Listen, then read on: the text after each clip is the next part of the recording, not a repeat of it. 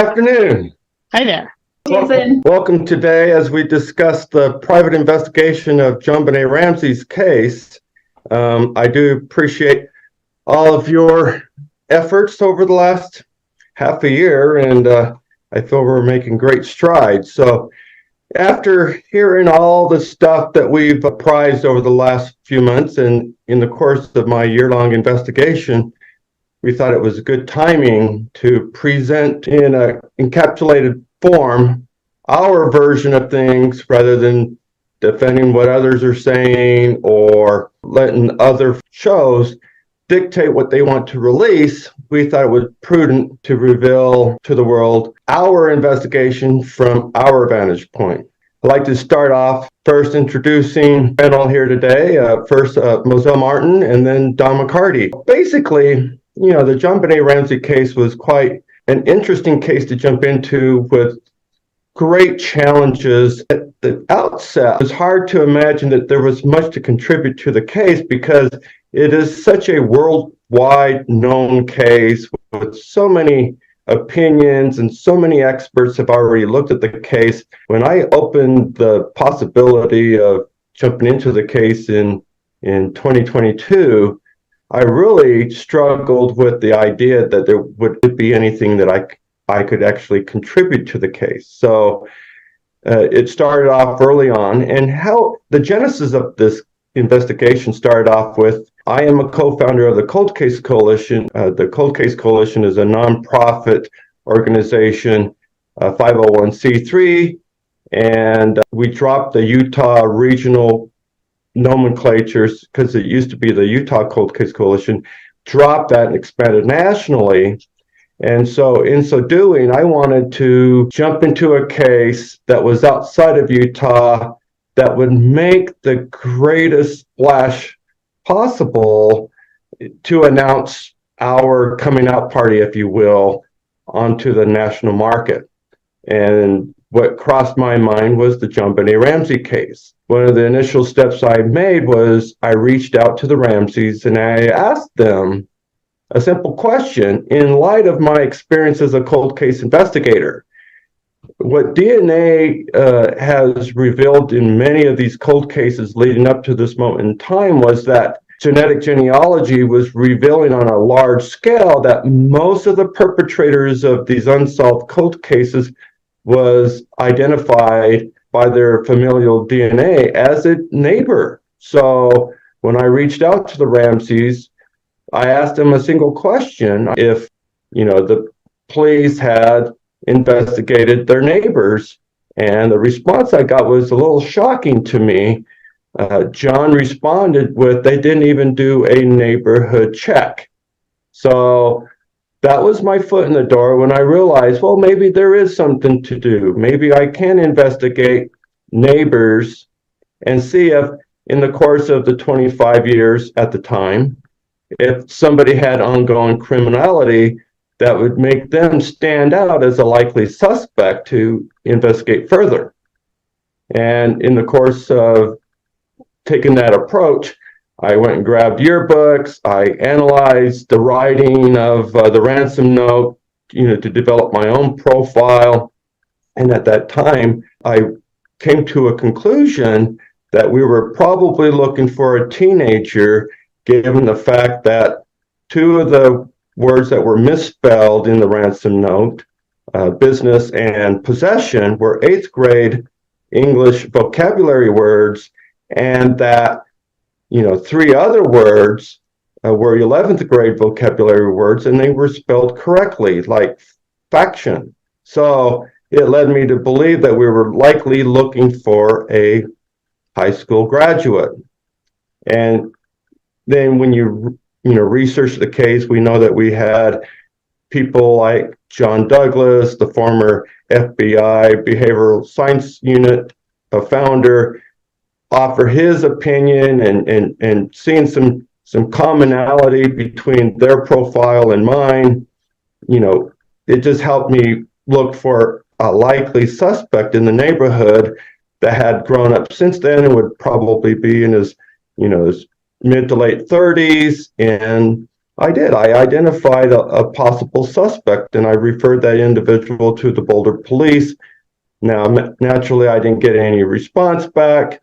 And when I revealed my analysis to the world, I got a tip. Somebody that had followed my work up to that point and noticed that I was working on the Ramsey case, she shared with me her research concerning the signature line victory SBTC. And it was compelling.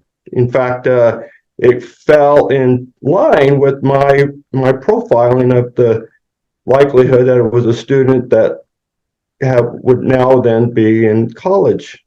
So SBTC, in her research, revealed that there was a paper from the engineering department of the nearby University of Colorado there in Boulder, half a mile from the Ramseys' home, that in that engineering department about 10 months prior to the murder of JonBenet, it was revealed that they made a breakthrough concerning semiconductor research, and they identified it as SBTC, short for single band truncated crystals. So that was intriguing to me that it was in such close proximity and time and occurrence that, it was a little bit too convenient, too much of a coincidence to be a coincidence. So we made that known in the media, and the U.S. Sun picked it up and published the story,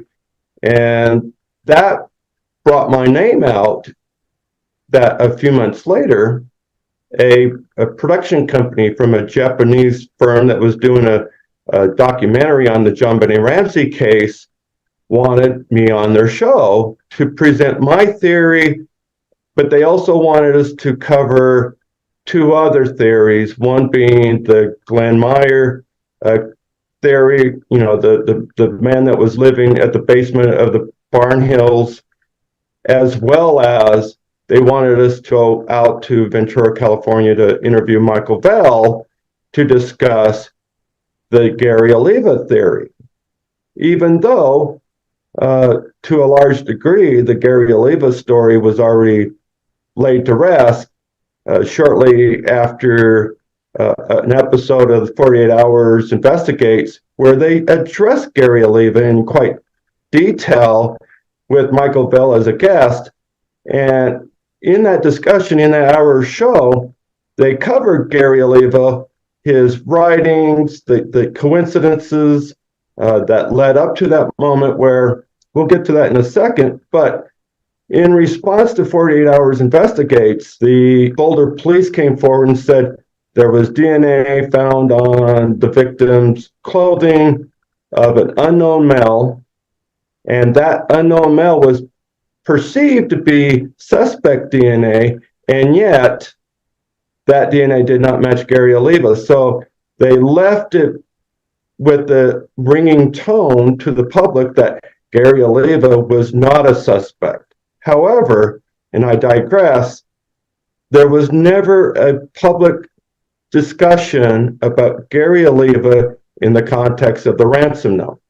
Now, we're getting ahead of myself because up to this point in time, I had my own theory. So fast forward to February of 2023, we're now in filming for this Japanese production, and I get to meet Michael Bell. And meeting Michael Bell was quite interesting because having read, prior articles about Gary Oliva and Michael Bell's story, one of them, which was in the Rolling Stones magazine article about Gary, that DNA didn't match, I was of the mindset that Gary Oliva was eliminated as a potential suspect. But when I'm hearing Michael Bell in this face-to-face interview, light bulbs and a fork was presented in the road to me, and I found, first thing, Michael Bell to be very compelling. He's very sincere in his belief that Gary's responsible for the murder. If nothing else, he believes it. But when you hear his story, it comes across as genuine, and it's corroborated by facts, and we'll get to that. What happened is, in talking to Michael, he says that Gary called him on the evening, so close to midnight in California time, on December 26, 1996. So within hours of the murder, and in the course of that, he says that when Gary called him was the first call in quite a period of time, that prior to that, he last heard that Gary was in Medford, Oregon. So when Gary calls him, Michael believed that he was severely intoxicated and he was sobbing and hyperventilating between words. He describes the conversation as, in this call, Gary says, "I hurt a little girl." And, as the course of the conversation took place, he revealed that he was in Boulder, which was a shock to Michael, because last he heard he was in Oregon. He tried to press him for more information, and then at some point, Gary hangs up on him. So he goes to bed thinking that this is very strange to get a call like that from Gary. And because he's a publicist for a record company, he gets the paper every day, and he goes through it from start to finish. He's got to stay current on pop culture and trends and music and things of that nature. In reading the LA Times, he sees at the bottom of one of the pages, "Girl 6 slain in Boulder." So that shocked him in light of the phone call that he just received at bedtime the night before. He puts two and two together and realizes, oh my, Gary was calling about this little girl and she's been murdered. So he calls the Boulder police, leaves a voicemail, and he's thinking that in a matter of days, they're going to learn that Gary's arrested for the murder of JonBenet Ramsey. A few months go by, the case is still not resolved, so he calls them again. This time there's a hotline, and the person that takes the call is somewhat dismissive and forwards it to the information voicemail. And so he leaves the tip again, but realizes he's being treated as one of the crazies at sensational cases such as this. That being said, we know that down the road, from listening to interviews of John Ramsey, the DA's office took the lead about Gary, called in by Michael very seriously. They forward Gary's tip to the Ramseys team and said, "You better investigate this because we don't feel that the Boulder police are going to take it seriously." By then, Lou Smith is working for the Ramseys. He's left the DA's office, and fast forward to the October 2002 story on 48 Hours. This is how they got the information, because it checks the call that Michael made to Boulder PD. There's a lot of criticism out there that maybe the call never took place, that Michael just wants his 15 minutes of fame. No, the call did take place. He did call it in to the police, and that can be corroborated by the fact that there was action taken by the DA's office and how the tip was passed on to the Ramseys. So you can't really refute that Michael didn't really call it in as he describes, because everyone else officially treated it as a tip that genuinely came in through their system. So now here we are. I'm sitting across the table from Michael doing this interview. And in the interview, I'm starting to see that there is a good likelihood that Gary Oliva was a real genuine lead.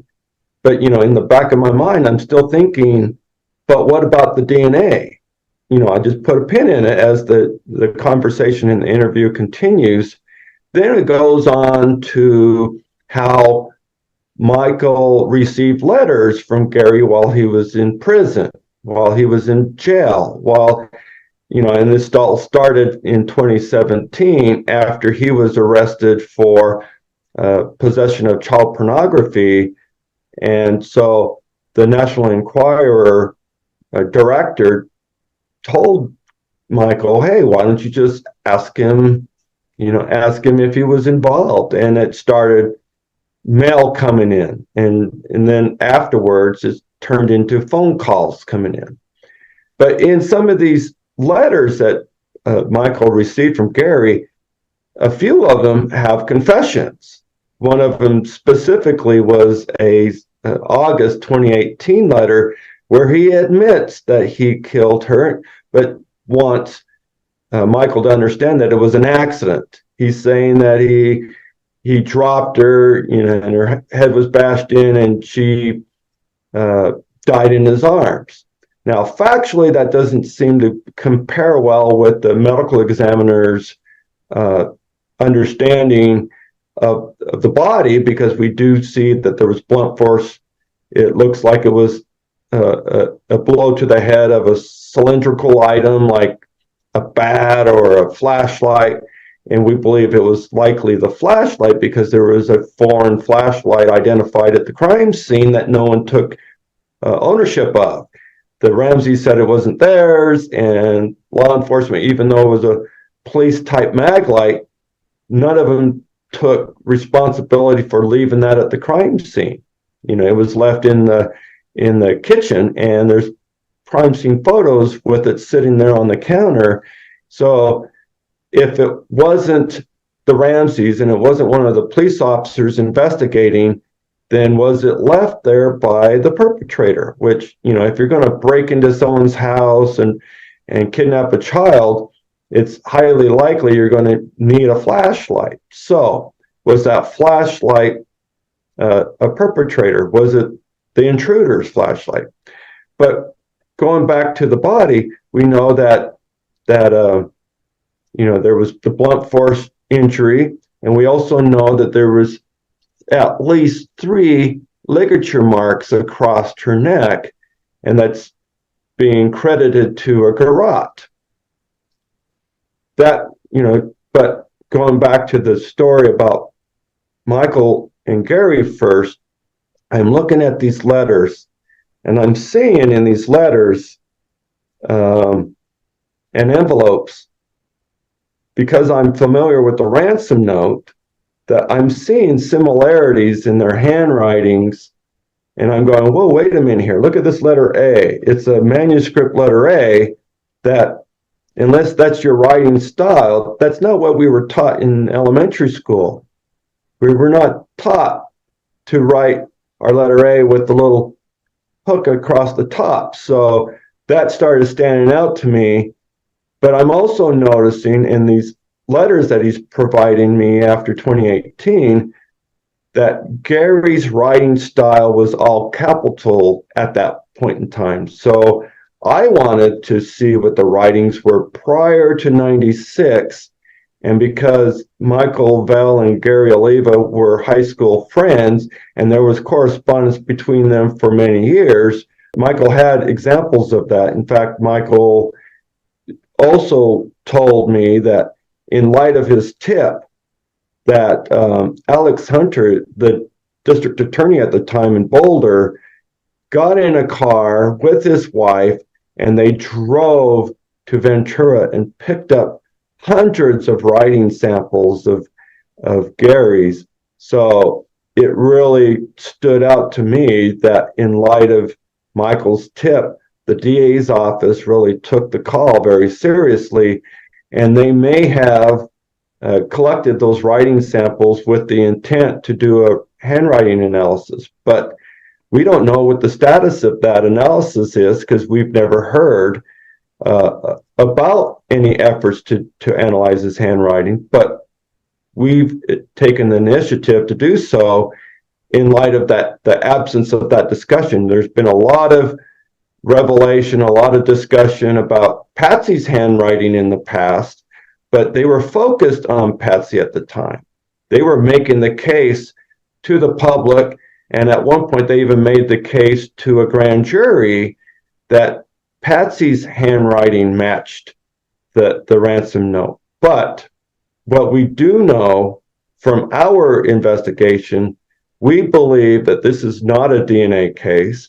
We believe that this case is going to be proved by the ransom note. And I discovered in doing some online research that there was a point in time that all parties involved had a unanimous understanding along that same mindset, that in a Larry King Live episode on May 31st, 2000, they had special guests, Steve Thomas, who was a former lead investigator for Boulder PD at the time, and John and Patsy Ramsey were on the show as well. And there's a segment there that both Steve Thomas and the Ramseys were in unanimous agreement that whoever wrote the ransom note also were responsible for JonBenét's death. And here, we'll play that segment for you now. We don't have anybody arrested in this. We don't have a trial. We're sort of taking you into evidence here. I feel like it's law and order. Your evidence will be presented to the Ramseys. They can respond, and we'll do it right after this.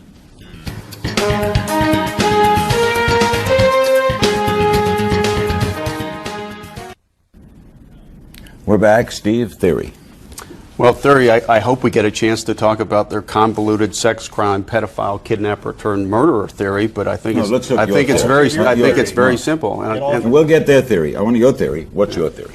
My theory is quite simple. Whoever authored the ransom note killed a child. Would you agree that whoever authored the ransom note probably killed the child? I would agree 100%. I would agree with that. Okay. I totally agree that whoever wrote this ransom note killed our daughter. Yes, I concur wholeheartedly. Fast forward to 2023, after having interviewed with Michael Vell about the situation, I collected some DNA sample from him from an old 1970s letter envelope and stamp, and I also collected handwriting samples.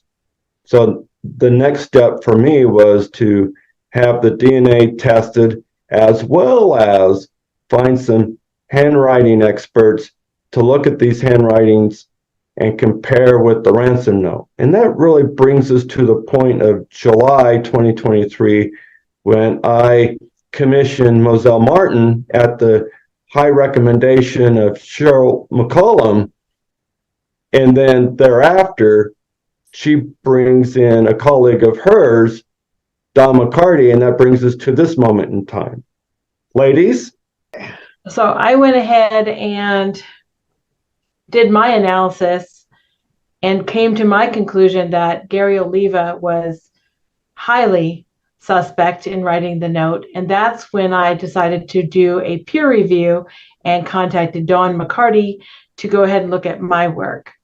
And then she put together a great video that encompasses everything we both saw. This video doesn't have any sound, and the intent on that is so that we can talk about the findings as it plays in the background, so that viewers can watch the layovers that we created. And here it's showing the ransom note that we were given for the analysis. And this is the particular document that I used for these layovers because it had upper and lowercase handwriting, and I felt that that was important to expand on that. So as we go through, you'll see the examples of the similarities and the anomalies that we're finding in the layovers in the actual letters between the two different documents. So you have one document that it exists, and we're actually finding that we have another document that the same characteristic exists. So like this indentation on that left, or that stem of the A, that's a similar characteristic and a trait of someone's handwriting being similar. So while they may not align perfectly, no handwriting actually does, but we can show where they have similar cadence, and like when you're walking, you have a specific gait. Well, you have the same type of things in your handwriting as well. So you can see where there are areas that are definitely in alignment as far as the size, the shapes, the strokes, the lengths, the slants, all those things you can take into consideration. Where, for example, these B's, they're not exactly the same shape by the eye, but when we lay them over, you can see the intersections and the loops that are very similar, very close to being being the same. So I'll pause here, Mozelle, and let you talk. So I just want to make a point that if everybody just stopped right now what they were doing and took a blank sheet of paper and wrote their signature 10 times in a column, even though they know that they wrote that, they're not going to be perfect, even though we wrote it ourselves. And that's the same type of what we're saying, is that we're still going to be able to know it's our writing. We're still going to be able to pull the parts that look the same. We're going to be able to pull the nuances that we make in our writing, even though to the eye at first glance, it doesn't look the same. So it's the same way with us when we write our own documents. It's not just this ransom note per se, but that gives you an idea, perspective of how we look at it and compare it. Exactly.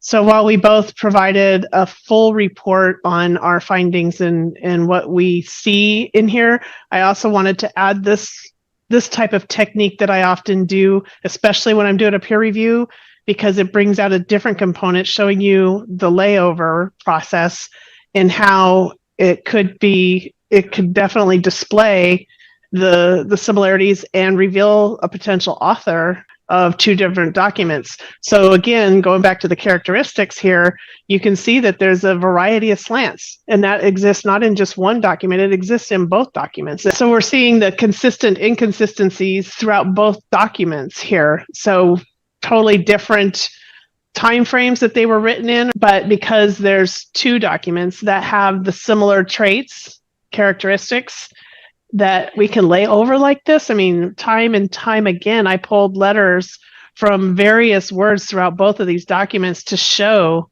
how similar it is beyond the eye. So when your eye looks at both of these documents, like Jason was saying earlier, that when he really had to look, when he started looking, he's like, there's some similarities in here. You may not see that at first, especially if you're not trained in looking at handwriting. But if you are trained, or at least have some knowledge of, which is where Jason recognized, hey, this needs further review. I need to have this looked into more, because what our goal is to be able to show the similarities here when you're looking at like these double L's, for example.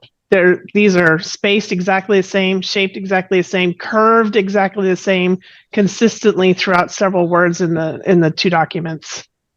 Well, and one of the things that I heard repeatedly is, what's to say that Gary Oliva couldn't practice it for the last 20 years, but again, like Jason said, we had samples to examine from pre-JonBenet, and it's not as easy as people think to just copy something. It's like me trying to copy Jason's writing.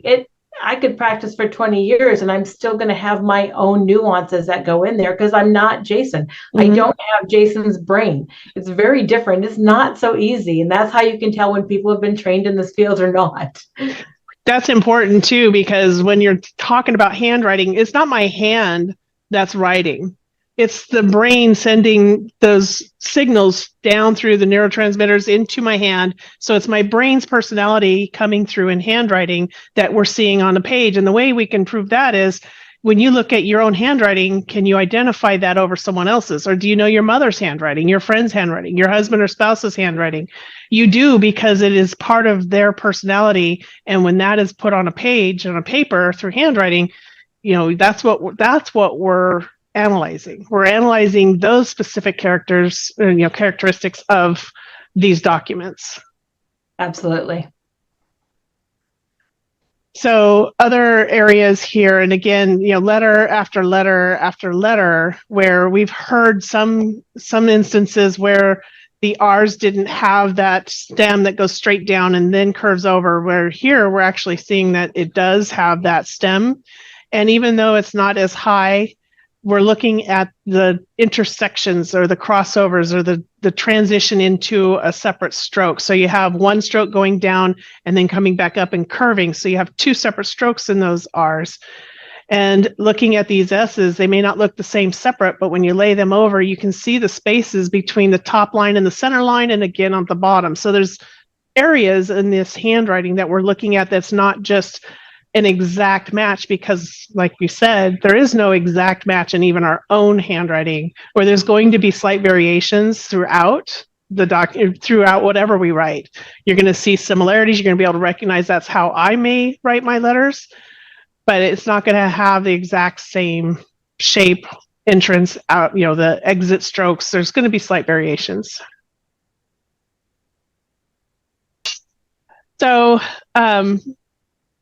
this is something significant here when you're thinking about U's and V's. A lot of us, for me, my V's come straight down like this with the sharp point in the middle, but you can see that there's a variation. And again, the consistent inconsistencies are having both types of characteristics existing in both of these documents is what leads us to believe that, wow, that really adds credence to the same person writing this document, because they have that variation of those same letters.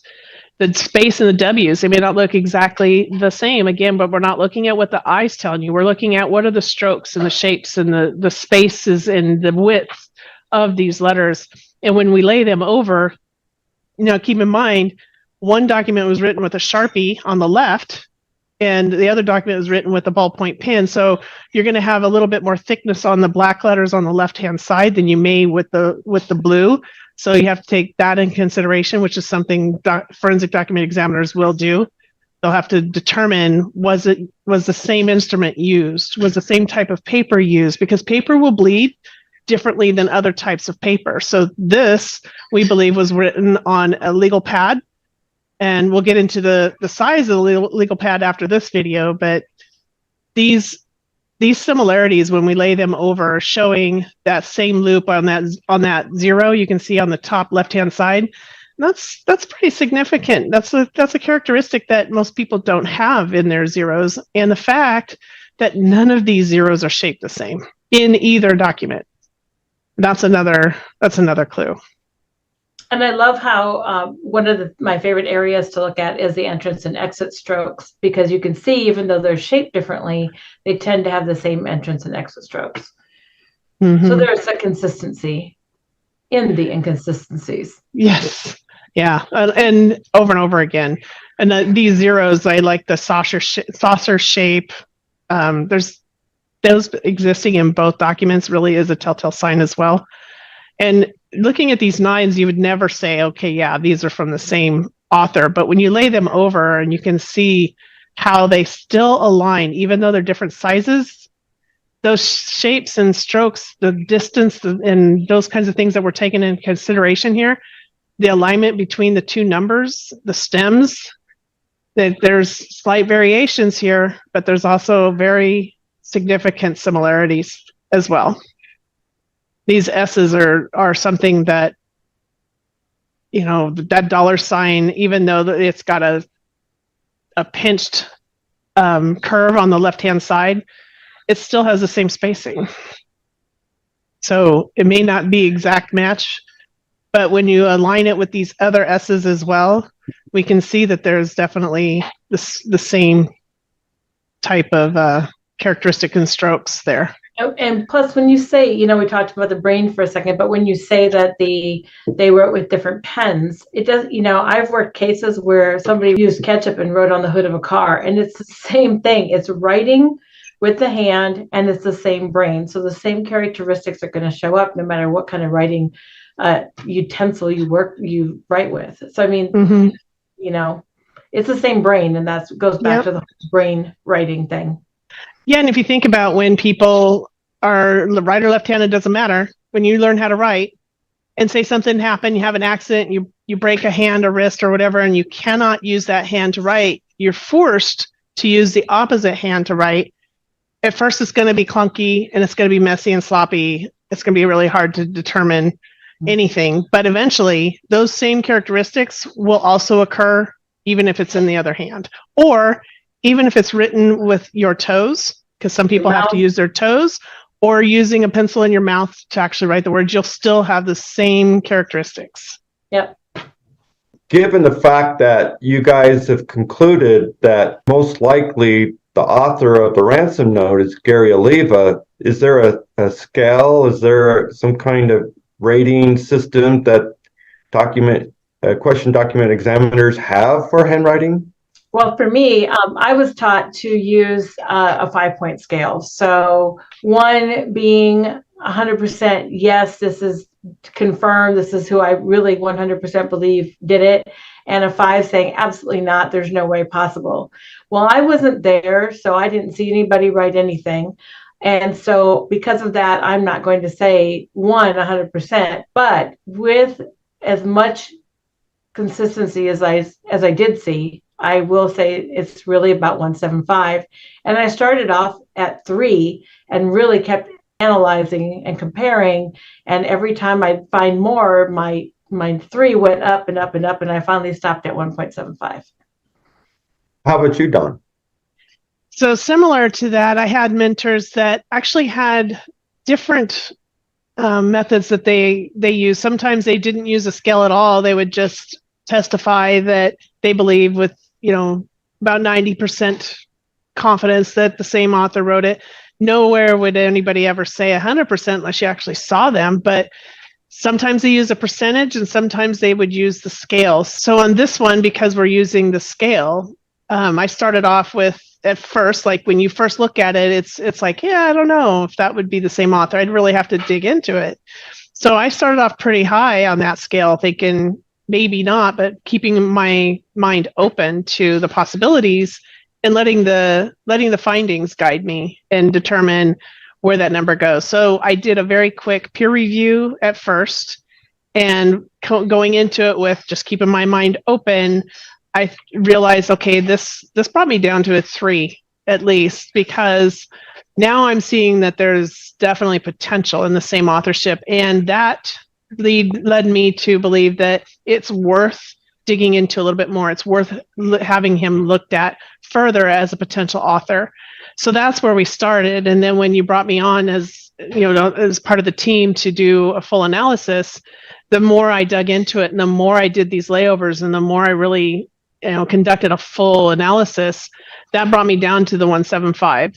So it was a process to actually get us there. We didn't just jump to these numbers in the very beginning. It took a lot of work and time. I think it took me 2 or 3 weeks really to come up with this, with the layovers and stuff like that, to be able to present why my findings are what my findings are. And I spent a couple of weeks on it as well before I even contacted you. And the other thing is, I've had people say, oh, you were probably paid millions of dollars by John Ramsey. I just want to clarify that is very untrue. I'm not on any, I don't do this for, to change my opinion for anybody. I just let the facts speak for themselves in my opinion. Well, and I've had zero contact with John Ramsey. So me too. I don't have there's no influence there whatsoever. This is such a convincing finding here with these layovers. So I think comfortable with where we're at, and in a court of law, that's definitely significant. Right, and given the fact that this is a high-profile case, there's probably going to be a little reluctance on your part anyway, as well as there's oppositional findings out there from other experts claiming someone else is the author of the ransom note, which certainly we're not in a position to take absolutes against their analysis, given the fact that we don't have access to their work. Exactly, and that's very important for people to realize, is that our analysis doesn't dispute anybody else's analysis unless they reviewed the exact same documents that we're reviewing. So if they reviewed someone else's handwriting, that's not what we reviewed. That's not what I was commissioned to do. So I haven't analyzed Patsy's handwriting personally, because that's, again, not why we were brought here. We're brought here because our findings are solid in the documentation that I was given and provided to analyze. And that's all I analyzed for this case. Yeah. Right. And I would think that also there being that reluctance to take it to a 1.5 is the fact that you haven't had an exhaustive analysis of everyone's handwritings. We know that at some point, whether it's genuine or not, I've seen and I've heard where Steve Thomas claimed that there was over 73 people, 73 different suspects handwriting analyzed, and whether that's genuine or embellishment or not, I'm not in a position to say, but you would feel more confident with these kinds of findings if you had that kind of exposure to these other comparisons and eliminated, made your findings here about Gary Oliva's handwritings at the elimination of all others. And certainly one of the positions that we're taking here is in that our conclusion isn't definitive. We're not in a position to say that this is an absolute conclusion, but there's enough here that they should take our investigation seriously.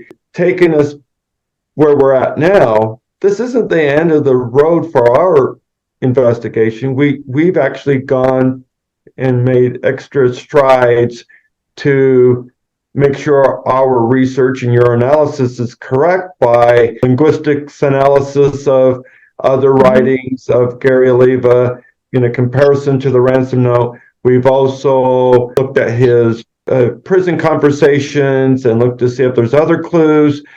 And that really takes us to the point of corroboration of your analysis. And that's really where we went for the last 6 months. Since then, we've also had a third opinion obtained now, just over the last couple of weeks. That is a former CIA officer and a certified handwriting analyst, and she concurred with both of your reports. So that gives us 3 handwriting experts that have opined that there's a high likelihood that Gary Oliva is the author of the ransom note. But going to other areas here, Michael Vell had audio recordings of prison calls with Gary, as well as letters. So one of the things I saw from the ransom note that stuck out as a clue to me is the linguistics of the opening line, listen carefully. That's written. It's not a spoken command where you would say, if you heard it audibly, hey, listen carefully. You're trying to command their attention. Here, though, it's the opening line of the ransom note, and it should say, read carefully. So to me, that stood out as a huge clue as a linguistical terminology or phrase by the author there that may have been used in other writings. So one of the things I asked Michael Vell to research in all of his letters from Gary, is there any other occasions where Gary commanded Michael to listen carefully in a letter? And sure enough, whether it's to my surprise or not, there were. There was a letter that he found from Gary from prison that said, listen carefully.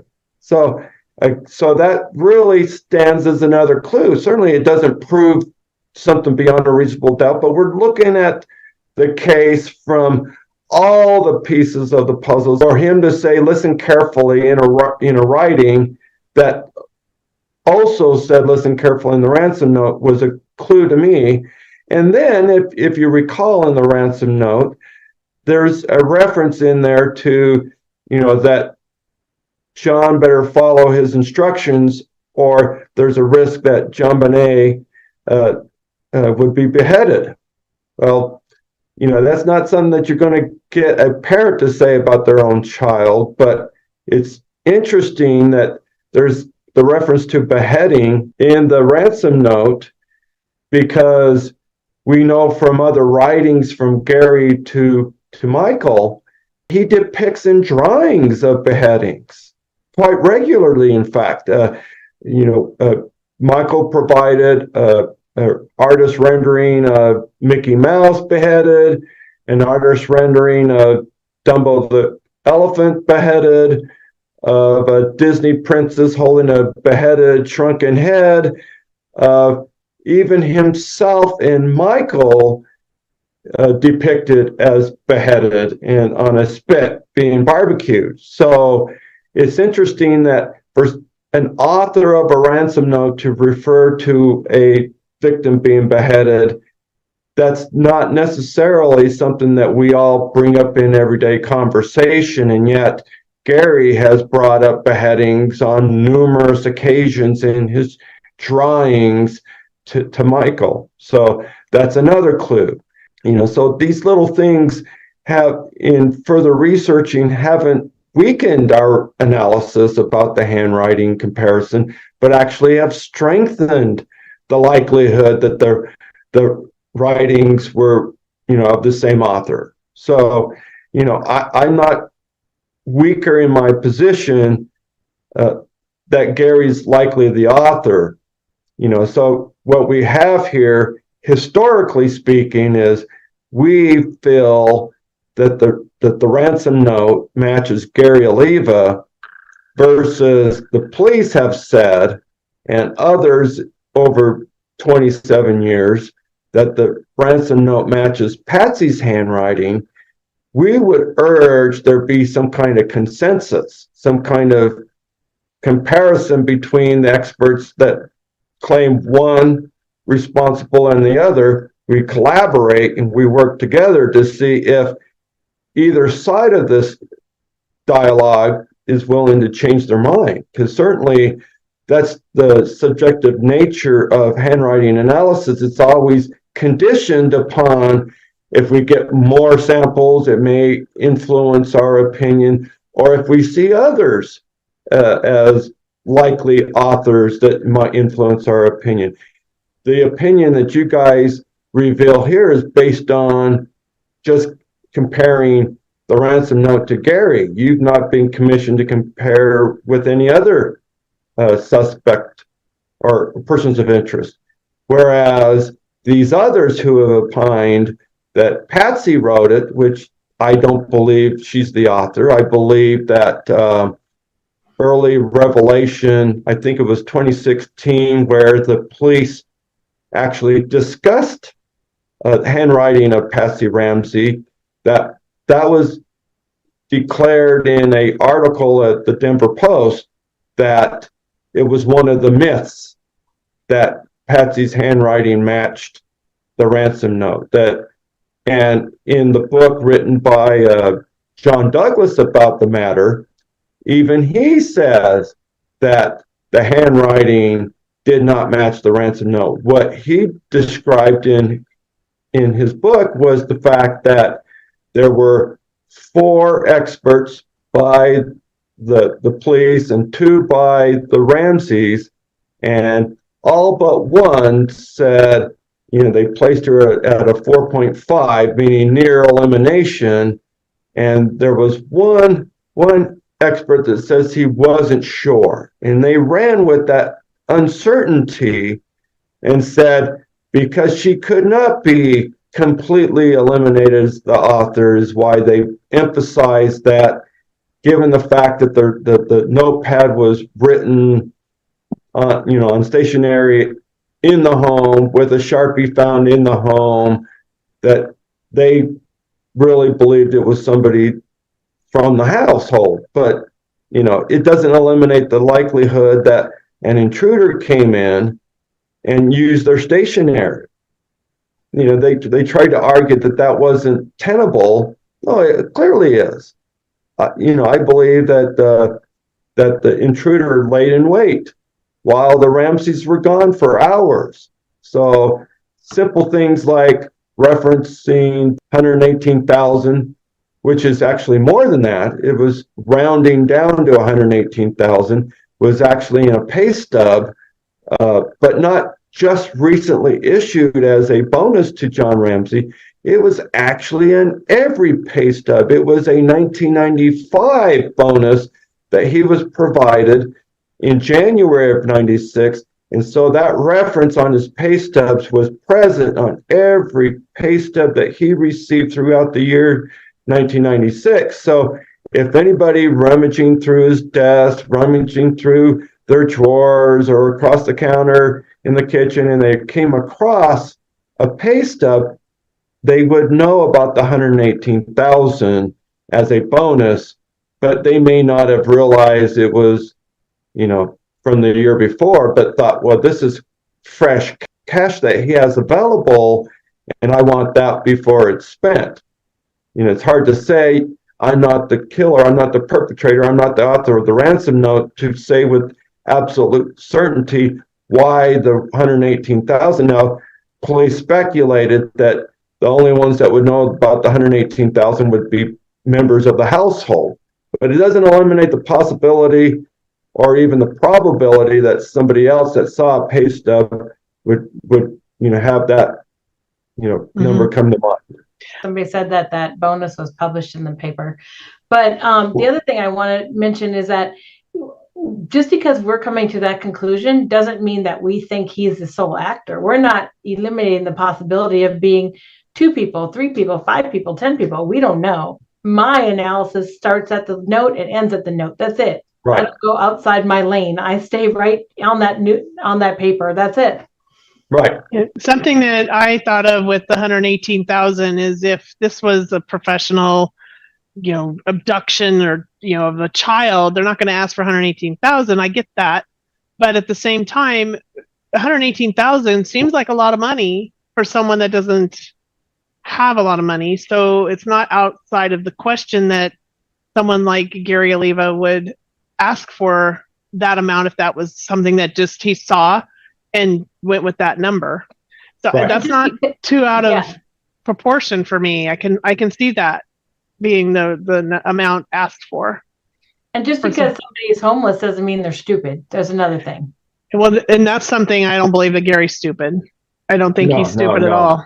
What's interesting about Gary and his writings, and even in his conversations on prison calls, is he quickly goes between reality and fantasy talk. So for him to transition into theoretical faction, writing a ransom note, doesn't seem to be a far stretch to his imagination, because we've seen everything from, the zombie apocalypse to drawings of, toddlers gone wild and things of that nature.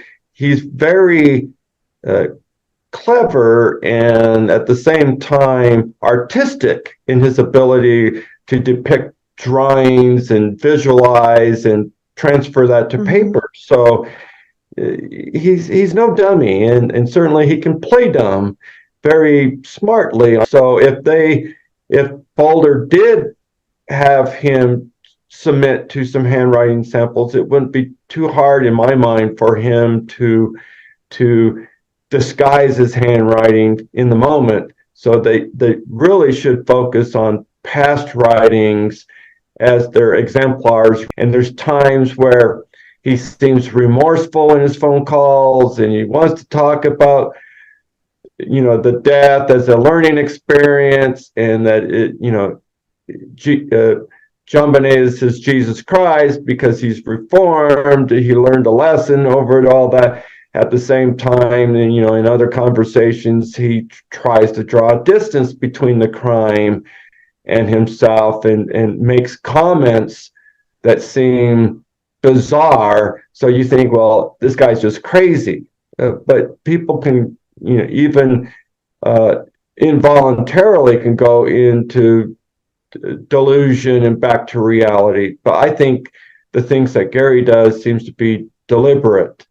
Yeah, and look at the person over your left shoulder, the Ted Bundy there. He was a very intelligent person and still was one of our most heinous serial killers. So this does not equate to Gary being stupid in any way. And I've heard references, maybe you know more about this, but there's references around these coming from movies. Right. In fact, it was John Douglas that pointed out to the Ramseys that there were movie references in the ransom note. Fresh, out of Hollywood before this incident was the movie Ransom by Mel Gibson. And just before that was Speed, and there was a reference in a quote that they believe, don't be stupid or dumb or whatever, is actually similar to that what was stated in Speed, with Keanu Reeves and Sandra Bullock.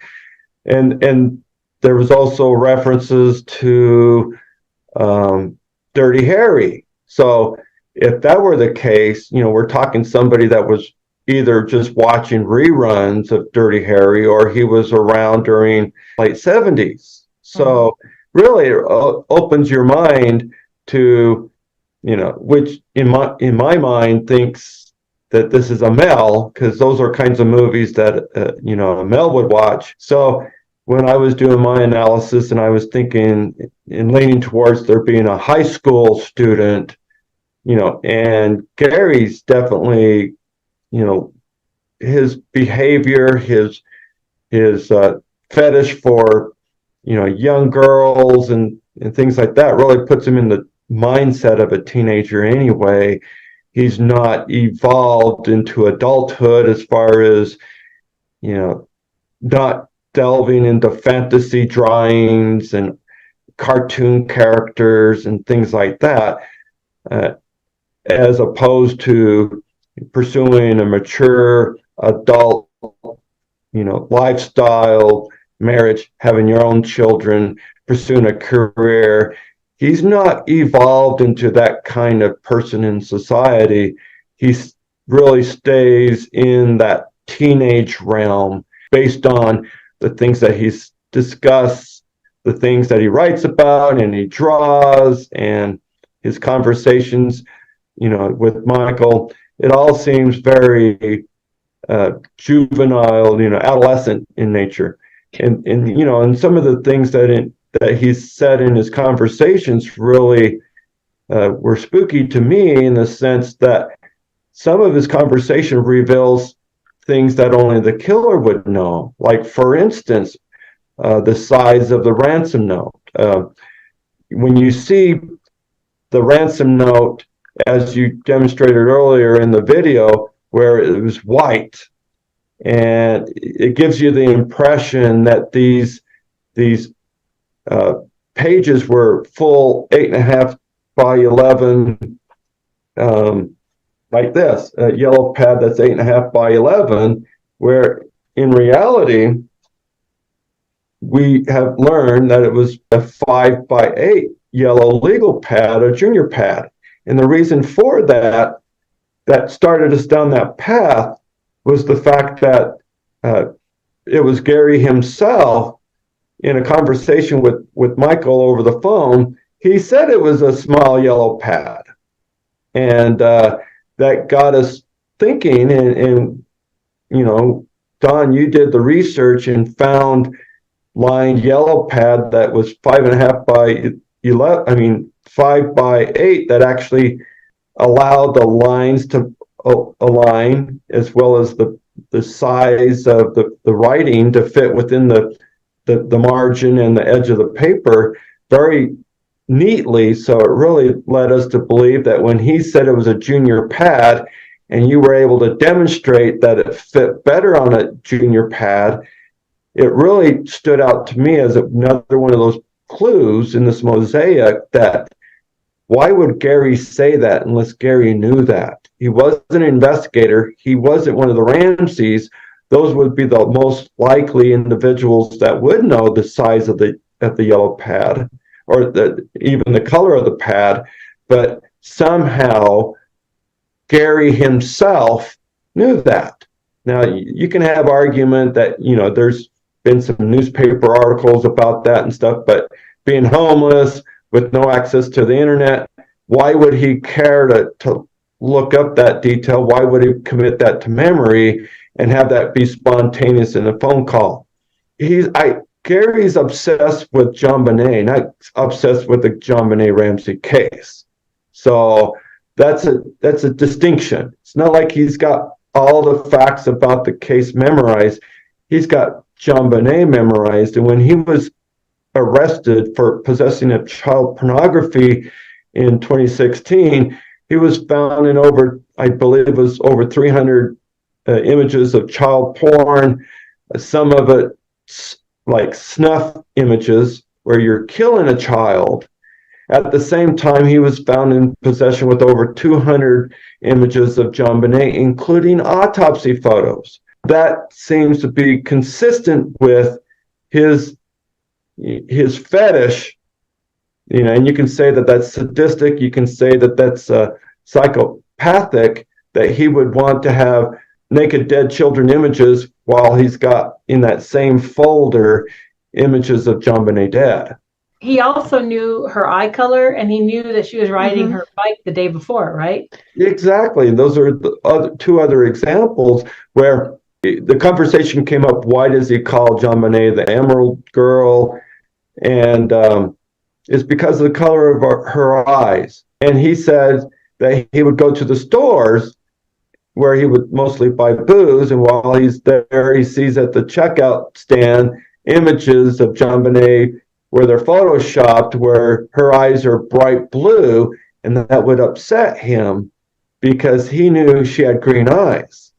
And I would argue that because he was face to face with her, that night, he knew she had green eyes.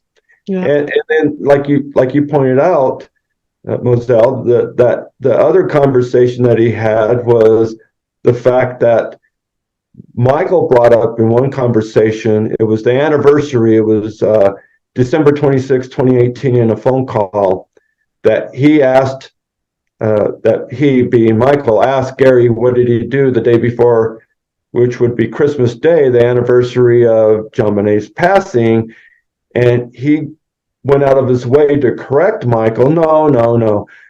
Today's the anniversary. On the 25th, she was alive and beautiful riding her bike. Well, we know that he was in the community at that time. We knew that he was in the area. He did work on the church nearby. We know that he was a regular there picking up his mail and participating with the food bank at that church.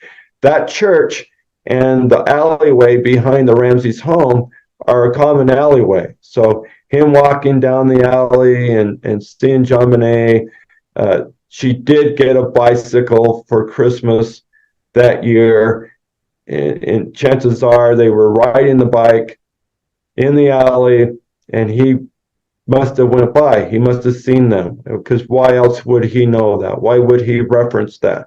Now, there's going to be the naysayers out there in the internet say, well, how do we know he didn't just research that? How do you know that he just didn't learn that and share that as a fact that he learned? Law enforcement, they revealed so much information out to the public that anybody that comes forward with a detail that only the killer would know has that as a defense excuse. The defense attorney can say, well, it was just research. You can't prove that this is only information the killer would know because there's other explanation for the killer knowing that information. Well, and on top of that, he didn't research the fact that he is a convicted child molester, and he also is known to, or at least you can probably elaborate more on the fact that his mother was strangled with a telephone cord as well. So there's certain types of things that also tie him to some of the things in this case. Right. Yeah. Past behavior has him being a child molester and a convicted. He was convicted in Oregon of mayhem, and the accusation was that he strangled his own mother, with a telephone cord. So his tool being strangulation, his victim of choice, his fetish is, children under the age of 7, JonBenet fitting that criteria. The fact that he was in the proximity, unlike John Mark Carr, who came forward at some point and was largely believed when he was arrested in Thailand, but it was also learned that he was not in the Boulder community on December of 1996, so he was eliminated because it's impossible for him to commit the crime. And yet, anytime that someone brings up Gary Oliva, they discount him because they want to discount John Mark Carr, saying, well, these are just two wackos coming forward trying to take credit for a crime they didn't commit, when you can't excuse one person because someone else is excusable. No. Yeah. You have to look at Gary based on Gary, not based on John Mark Carr. So John Mark Carr, who took credit, he was eliminated. Gary Oliva can't be eliminated because he was in the Boulder community, and we know that he's capable of such a crime. Mm-hmm. Yeah. Plus the connection that Gary showed up at the 1-year anniversary vigil where he interjected himself, but that is definitely something that the perpetrators will do, is to visit the scene somehow or to interject themselves into the investigation somehow. Right. Police oftentimes say that the perpetrator will show up at a funeral or a memorial service or a candlelight vigil. And in any other case, I think the majority of the population would say, hey, the guy that showed up that was a suspect to one of these activities, a funeral, a memorial, a candlelight vigil, must be the killer. But for whatever reason, they want to discount Gary, even though he falls within, one of those scenarios. He was there and grieving as if he suffered a personal loss or had remorse. And yet people want to say, well, he was there, so what? It's like, well, what do you mean, so what? Any other case, you would have been all over it. What is the harm in investigating someone that is still an active person on the persons of interest list? What's the harm in ruling him in or out, looking at him thoroughly to say, okay, yeah, let's remove him from the list then? Or he's still guilty, he still has these connections that he still is very much a person of interest. Right, and I think it really boils down to two aspects. One, that we are in the era of DNA, and in 1996, though, really DNA analysis was really in its infancy still, even though there was O.J. Simpson just a couple years before that. DNA did not reach the conclusion that O.J. did it and he wasn't convicted. DNA in 1996 was still much, you had to have a large sample, and it usually came from body fluid evidence, whether it be blood, semen, or saliva. And there was a blood stain there. It was proven to be JonBenét's blood. It was, from a vaginal injury because she was molested with the paintbrush handle. So, and they know that because there was fragments, splinters of that handle, vaginally during the autopsy examination. So the offender, violated her with the paintbrush, and yet the police want you to believe that it was a mother that killed her own daughter. Why would she go the extra step of not just staging this as a failed kidnapping, but also go do extra, stuff in order to further that notion that it was a staged? I don't think that any person on this planet would go so far as not only stage the scene, but also, violate their daughter in such a way and then write horrific beheading threats, things of that nature in the ransom note. They would just keep it simple if it was staged at all. It seems highly unlikely that all this extra stuff was necessary in order to stage the scene. So where I'm going with this is that they want to, the masses want to believe that DNA is going to make the case here, and yet modern crime solving, if this was a crime that occurred today, they would really be emphasizing trace DNA. They would get a SNP's profile and do genetic genealogy, much like they did in the Brian Kohberger Idaho 4 murder investigation. And yet that's not where the case was in 1996. So, you fast forward half a decade later, where they want to then apply trace DNA retrospective. The problem that you got with that is in 1996, when the police were investigating the case, they would wear gloves to prevent their own fingerprints from contaminating the scene. They're not necessarily thinking we need to wear gloves all the time to prevent the transfer of DNA, because their understanding of DNA evidence at the time was blood, semen, or saliva. Not just one set of gloves either. When you're investigating a crime scene, every time you hold a piece of evidence, you should probably change your gloves before you handle another piece of evidence. Right. Because you could cross-contaminate. Yeah, you're going to transfer DNA from one article of clothes. Like if there's DNA on this and I touch it, now it's on my gloves. Now I touch another piece of clothing. I now transfer that trace DNA from this article to that article. You can contaminate the whole crime scene, one article at a time. So what's interesting about, let's say this is a piece of evidence and there's a stain right here in the middle. Well, I'm going to think that it's safe for me to grab this article of, this piece of evidence this way, because I know it's not going to interfere with the stain in the middle.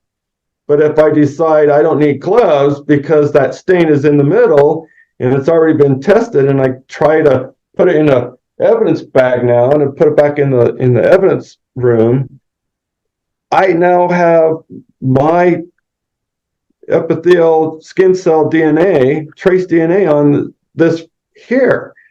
So now you use MVAC, that's the modern tool for collecting DNA, especially trace DNA. It's basically like a miniaturized wet dry vacuum.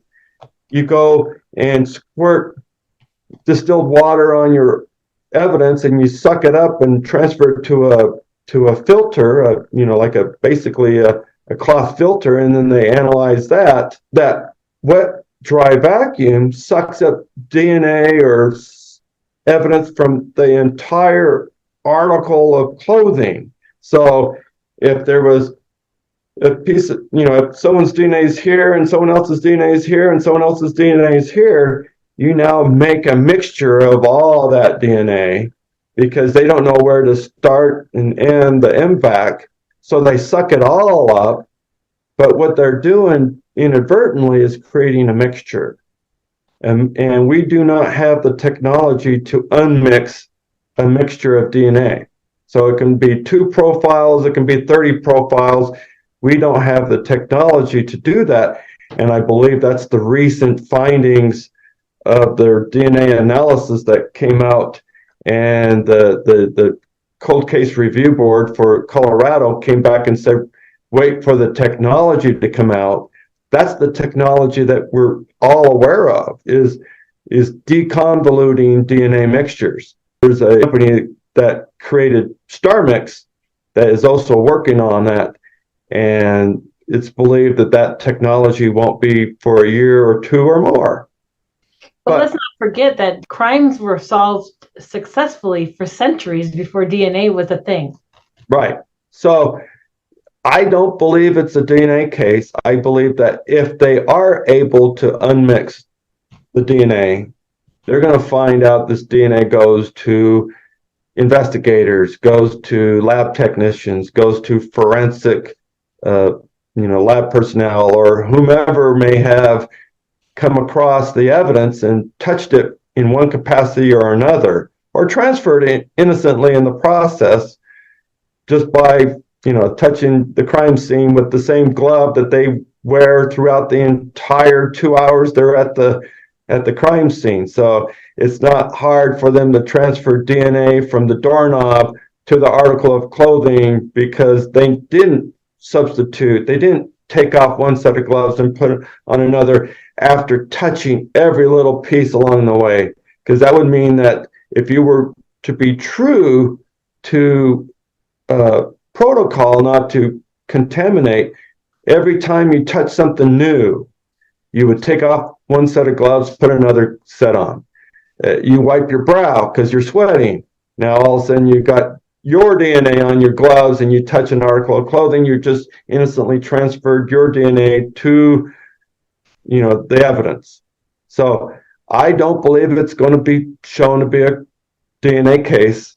I think it's all going to come back to what's depicted earlier in the Larry King Live episode, is where everybody was unanimous that the author of the ransom note was likely the responsible party for JonBenét's death, and I believe that's where we're at. And debating the theories does not reach the end result of a conclusion.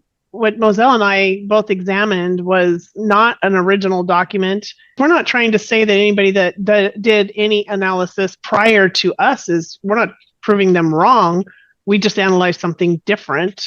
So now there needs to be further collaboration, like you were saying, so that we can come together and figure it out. Right, and your conclusion is a 1.75.